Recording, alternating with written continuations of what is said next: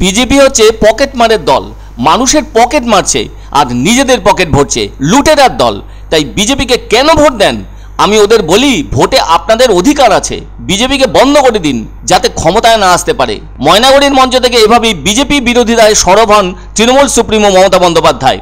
তিনি ওই জনসভায় জোরের সঙ্গে বলেন, আমি কথা দিচ্ছি 11 লক্ষ মানুষের বাড়ি আমি এই বছরেই করব।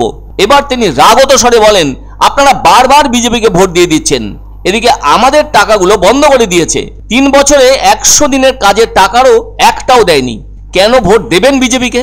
এভাবেই মুখ্যমন্ত্রী একরকম সরাসরি বিজেপি বিরোধিতায় সোচ্চার হন।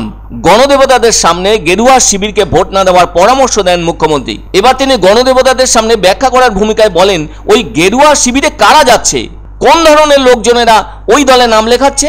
তিনি বলেন, যাদের অনেক টাকা আছে তারা ইডি, সিবিআই ও এনআই এর তদন্তের ভয়ে বিজেপিতে যাচ্ছে, সেজন্য সেই সব ভয়কে সামনে রেখে নিজেদের দলে লোক ঢোকাচ্ছে। আর তাই ওরা হলো পকেট মারের দল, নিজেদের পকেট ভরানোর দল, লুটেরাদের দল। সারা বছর দেখা যায় না, কিন্তু ভোটের সময় ভোট পাখিরা উড়ে উড়ে আসে। একটা কোনো বিপর্যয় বা দুর্ঘটনা ঘটলে আমরা সঙ্গে সঙ্গে ব্যবস্থা নিই। তাই বিজেপির সরকার কিসের জন্য দরকার বলে প্রশ্ন তোলেন মুখ্যমন্ত্রী কটাক্ষের সাথে।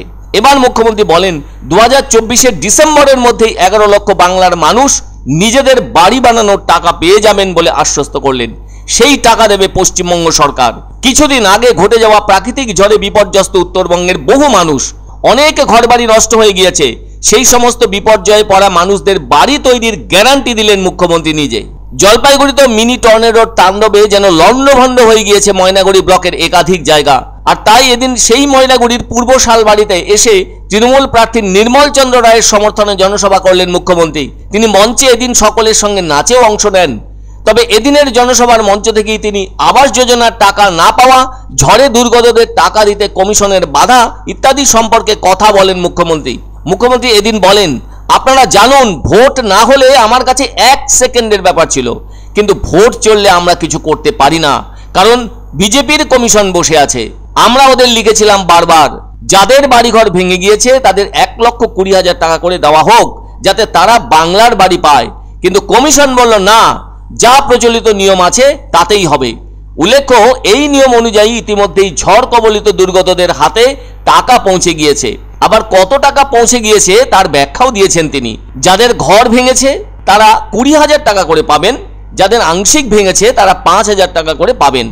আর বাড়িটা ভালো করে তৈরি করে নেবেন। এই টাকা কমিশনের বাধা থাকা সত্ত্বেও কিভাবে দেওয়া হবে? মুখ্যমন্ত্রী এ প্রশ্নের উত্তরে বলেন, ডিজাস্টারে একটা নতুন আইন হয়েছে গত আগস্ট মাসে, আমি দেখে নিয়েছি।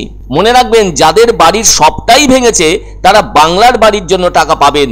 মুখ্যমন্ত্রী এবার বলেন, আপনারাই বলুন তো, কে এখানে আগে আসতো? কি পাননি আপনারা? সব তো দিয়েছি।